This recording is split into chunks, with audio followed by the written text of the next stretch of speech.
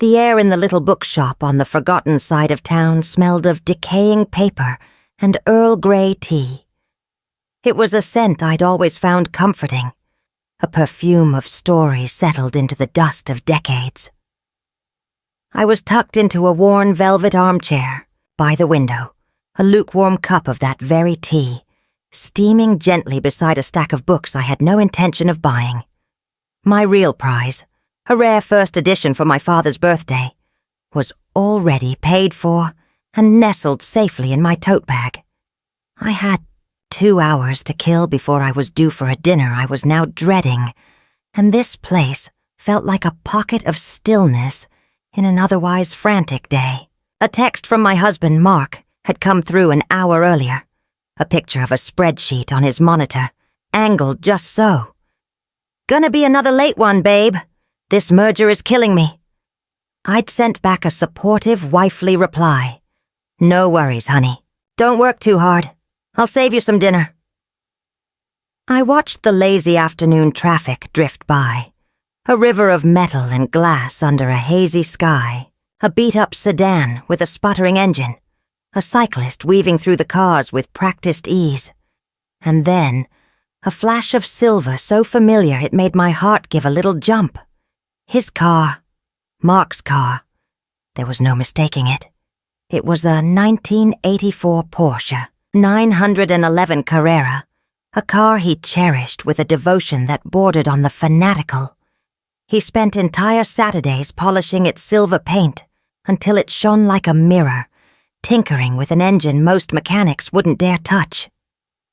It was his baby, his pride, and it was pulling into the cracked asphalt parking lot of the Starlight Inn, directly across the street.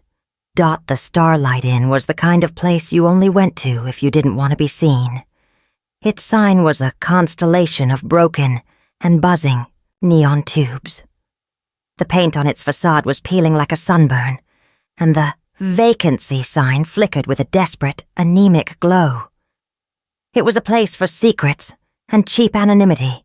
It was not a place for a senior partner at a downtown investment firm to be on a Wednesday afternoon when he was supposedly neck-deep in a corporate merger. My teacup clattered against its saucer, a sharp crack in the quiet hum of the bookshop. My blood went cold. Not hot with anger, but instantly, shockingly cold, as if someone had injected ice water directly into my veins. I watched frozen as he parked the car in a spot partially obscured by a wilting palm tree. He got out. He wasn't wearing the crisp Tom Ford suit he'd left the house in this morning. He was in a soft gray Henley jeans, the kind of clothes he wore on lazy Sundays when we'd lounge around the house. Comfortable, intimate. He wasn't alone. A woman emerged from the passenger side. I couldn't see her face clearly from this distance. Just a cascade of bright blonde hair and a breezy summer dress that fluttered around her knees. She laughed at something he said, a sound I couldn't hear but could perfectly imagine, and looped her arm through his. Mark, my husband of 12 years, the man who claimed his work was his life, leaned down and kissed her. It wasn't a quick, friendly peck. It was slow and deep and sure, a kiss that spoke of familiarity, of a story I was not a part of. He unlocked the door to a room on the ground floor, room 114, and they disappeared inside, his hand resting on the small of her back. The door clicked shut. The world seemed to tilt, and then narrow until the only thing in my field of vision was that faded turquoise door. The gentle murmur of the bookshop, the scent of old paper, the weight of the book in my lap. It all vanished. There was only the silent, damning evidence of room 114. It was a moment of absolute, devastating clarity. It wasn't just a suspicion anymore, not just a collection of small, nagging inconsistencies that I had diligently pushed to the back of my mind. It was the truth, laid bare on the cracked pavement of a cheap motel parking lot, the late nights, that had become more frequent over the past 6 months.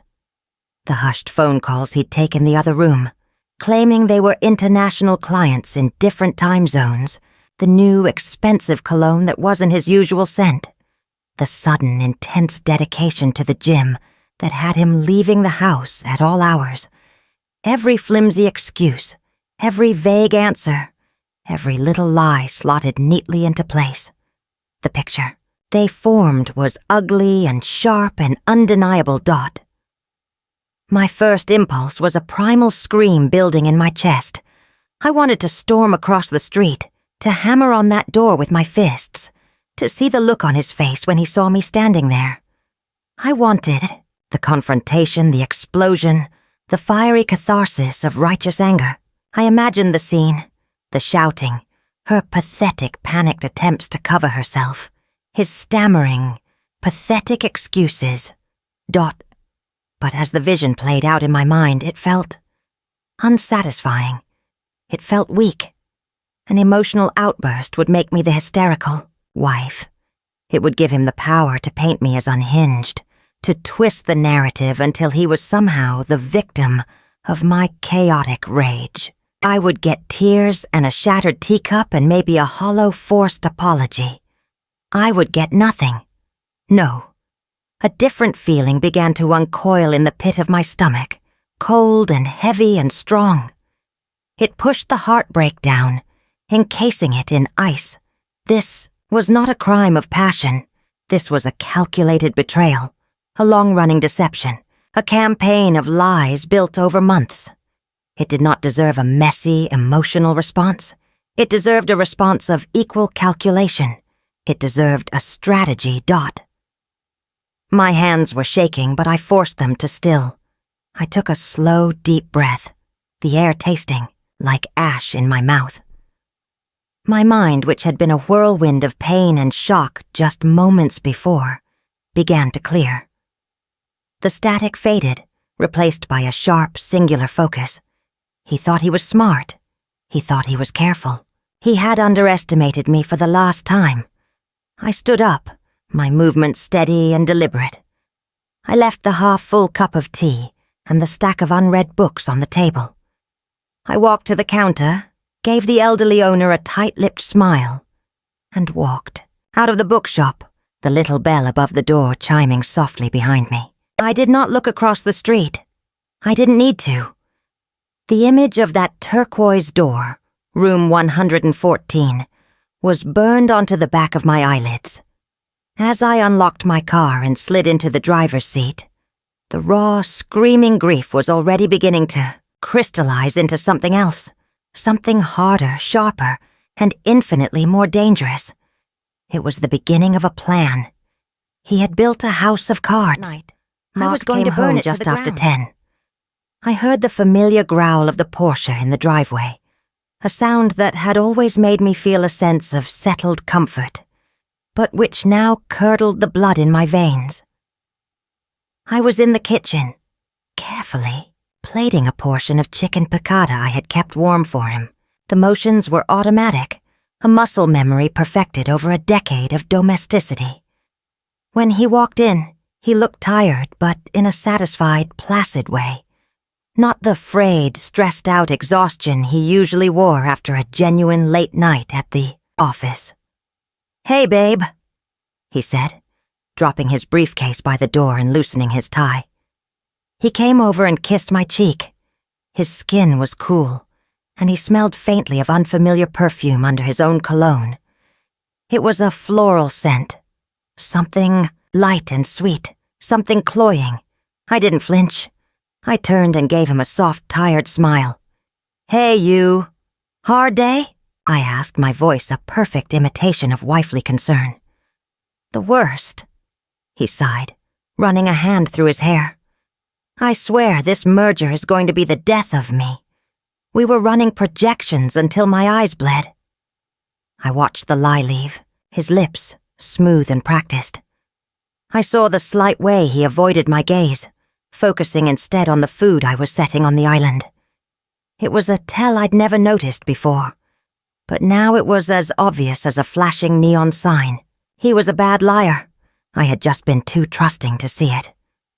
"Well, I saved you dinner," I said, my voice even. "Eat. You must be starving." He ate, and I listened. I listened to him construct an elaborate fiction of his evening, complete with difficult colleagues, stubborn data points, and a near disaster with a corrupted file. I nodded. I sympathized. I refilled his glass of water. On the outside, I was his devoted wife. On the inside, I was a detective, a prosecutor, and a judge, listening to a testimony I already knew to be perjury. Each word he spoke was another brick in the wall he was building between us, and another piece of evidence for the case I was building against him. The investigation began in earnest at 2 a.m. that night. Mark was a heavy sleeper, a trait I'd once found endearing, and now saw as a tactical advantage. I slipped out of our bed, my movements silent in the heavy stillness of our home. In the garage, the silver Porsche gleamed under the cold fluorescent light. It was a beautiful, arrogant machine. My hands were trembling, not with fear, but with a cold electric rage as I unwrapped the magnetic GPS tracker I had ordered online months ago on a whim. A paranoid little thought after he'd been especially distant one weekend. It had been delivered to my sister's house and had sat in the back of my closet. A foolish little gadget I'd felt guilty for even buying. I felt no guilt now. I knelt on the cold concrete, reached under the rear bumper, and felt the satisfying, solid clack as the magnet took hold. The first thread in my web was laid. Over the next 3 weeks, I became two people. One was the woman Mark knew, the supportive, slightly naive wife who ran a successful online art gallery from home, who remembered to pick up his dry cleaning, and who made sure his favorite brand of coffee was always stocked. The other was a ghost, a silent observer who moved through the digital and physical remnants of his life, collecting the shards of his betrayal. His wallet, left on the bedside table while he showered, provided the number for a credit card I didn't know he had. A few clever guesses at security questions on the bank's website. His mother's maiden name, his first pet's name. The kind of laughably simple information you share in the early days of a relationship. Gave me access. The statement was a roadmap of his affair. There were lunches for two at intimate bistros on days he was supposedly in all-day meetings. A charge from a jewelry store for a delicate gold necklace I had never seen. And then, the recurring charge, the Starlight Inn, every Wednesday afternoon for the last 8 months.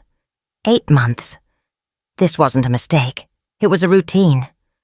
A second life. His laptop was the next vault to be opened. He was careless, always staying logged into his personal, email and social media. One morning, as he was in the shower, humming, I opened the machine. It was a Pandora's box of his deceit. I found the emails from the credit card company. I found hotel confirmations for business trips to cities his company had no presence in. And I found the messages. They used an encrypted app, but he'd forgotten to close the desktop version. Her name was Chloe. She was a junior analyst from a competing firm. The messages were a sickening mix of banal logistics and explicit declarations. "Can't wait to see you. Last night was incredible. He has no idea." And then, a photo she'd sent him. Her wearing the gold necklace, smiling into the camera. She was young, maybe 25, with the kind of easy, unlined beauty that comes from not having the weight of the world on you yet. I took pictures of everything with my own phone, my hands steady, my breathing even. I documented every charge, every message, every damning photograph. I created a folder on a new encrypted hard drive, hidden away in my office safe. The folder was labeled simply, Project Nightingale. I don't know why I chose that name. Perhaps because the nightingale is said to sing most beautifully when its heart is pierced. The most difficult part was the performance. I had to live with him, sleep beside him, and act as if our world wasn't a complete and utter fraud. One evening he came home with flowers, a huge bouquet of my favorite lilies. "Just because," he said, smiling that charming smile that had once made my knees weak. I arranged them in a vase, the funereal sweet scent filling the kitchen, and thanked him as if he were the most thoughtful husband in the world. All the while, the GPS app on my phone showed that his Porsche had been parked for 3 hours at a residential address in the suburbs, Chloe's address, which I'd found through a quick, ruthless search online. He hadn't been at work. He'd been with her. The flowers were a guilt offering, a cheap coat of paint on a rotten structure dot. The tension was a constant humming wire inside me. There was a close call when he walked into my office unexpectedly while I had his credit card statement open on my screen. My heart leapt into my throat, but my fingers reacted instantly. A flick of the wrist bringing up my art gallery's inventory spreadsheet. He just leaned down, kissed the top of my head, and asked what I wanted for dinner, completely oblivious. The mask of the loving wife stayed perfectly in place. He saw what he wanted to see. After 3 weeks, my file was complete. I had a detailed timeline of the affair, complete with dates, locations, and expenses. I had photographs of receipts, of her wearing his gifts, of their explicit messages. I had a log from the GPS tracker that showed a clear, undeniable pattern of deception. I had everything. Sitting in my office late one night, I reviewed the evidence. Silent. It was a cold, meticulous, and airtight case. The quiet investigation was over. The grief I had walled off was still there, a frozen ocean deep inside me. But it was no longer the dominant force. Now, all I felt was a clean, sharp, and patient resolve. He had written the story of our marriage's end. I would be the one to choose the time, the place, and the audience for the final chapter. Continue Mark's 40th birthday party was my masterpiece. I planned it with the same meticulous attention to detail I had applied to my investigation. I booked the opulent private dining room at the Hawthorne, a restaurant known for its discreet elegance and impeccable service. I curated a guest list of 30 people who represented every pillar of Mark's life. His doting parents, his older sister, his college roommates who still saw him as a hero, and most importantly, his boss, Mr. Abernathy, along with several senior partners from his firm. These were the people whose respect he craved, the audience for the carefully constructed image of himself he projected to the world. And I, his loving wife, would be the director of the evening's grand performance. I wore a simple, elegant, black dress. It was a statement of quiet dignity, of mourning, though no one else knew it yet. I played the part of the adoring wife flawlessly.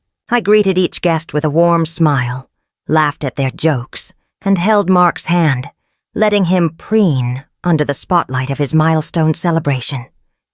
He was in his element, soaking in the praise and affection, completely oblivious. He saw my calm demeanor as contentment, my smile as happiness. He had no idea he was a condemned man, blissfully enjoying his last meal. After the main course, I stood, tapping my wine glass with a fork. A hush fell over the room. All eyes were on me. Mark beamed, reaching for my free hand and giving it a squeeze. "I just want to say a few words about my incredible husband," I began, my voice clear and steady. I let my eyes sweep across the room, meeting the friendly gazes of our friends and family. 12 years ago, I married a man I thought was the epitome of integrity and ambition. We've built a beautiful life together, and watching him achieve so much has been the greatest joy of my life. I turned to Mark, my expression a perfect mask of loving admiration. "You've always been my rock, my partner in everything. So for your 40th, I wanted to do something special. Not just a gift, but a tribute. I've put together a little presentation to celebrate the man you are." A murmur of appreciation went through the room. Mark's chest puffed out with pride. He loved public displays, and this was the ultimate validation. I gave a subtle nod to the waiter I had tipped handsomely earlier, and the room's lights dimmed. A large projector screen, which I'd had installed that afternoon, descended smoothly from the ceiling. "I've called it Project Nightingale," I said softly into the microphone. "A look back at our journey, and a look forward to the future." The slideshow began innocently enough. Photos of our early days, goofy college pictures, a sun-drenched photo from our honeymoon in Italy, our first Christmas in our new home. The background music was a soft, instrumental piece we both loved. I could hear his mother sigh happily. Then, the music faded to silence. The screen went black for a moment before a new image appeared. A crisp, clear photograph of the starlight, its broken neon sign casting a sickly glow. A ripple of confusion went through the room. Mark's smile faltered. Dot. The next slide was a screenshot of his text to me from that Wednesday afternoon. "Gonna be another late one, babe. This merger is killing me." It was followed by a map, a red dot showing the precise location of his Porsche, parked at the motel at the exact same time. A quiet gasp came from his sister's side of the table. Mark's face had gone pale, the blood draining from it so fast he looked almost translucent under the projector's light dot. The presentation continued with cold, relentless precision. A copy of a credit card statement appeared. The name, Chloe Abernathy, clearly visible on a receipt from a jewelry store. I heard a sharp intake of breath from the head of the table.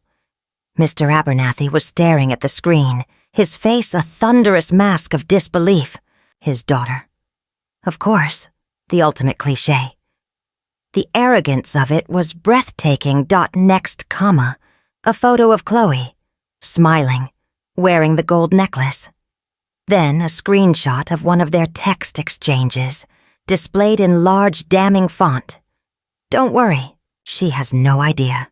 She's too trusting. The room was utterly silent now, a thick, suffocating stillness that was louder than any shouting match could ever be. I didn't look at Mark, but I could feel the heat of his humiliation, the frantic, panicked energy radiating from him. I kept my eyes on the screen, my posture perfect, my expression serene.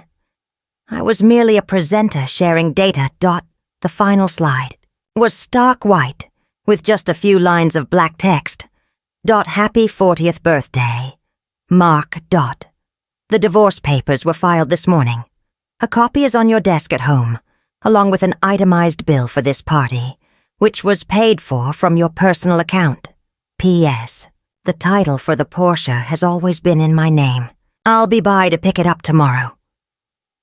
I let that last slide hang in the air for a long, pregnant moment. Then, with another nod to the waiter, the lights came up.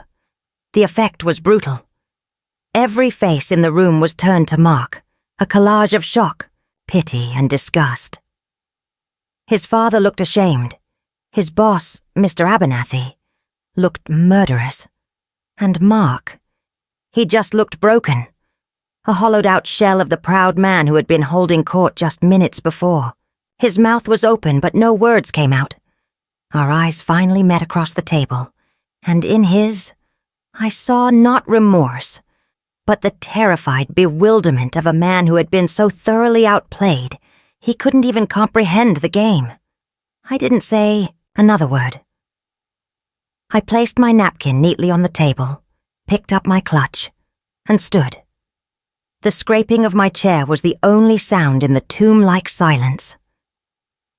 I walked towards the door with a steady, unhurried gait, my back straight, my head held high.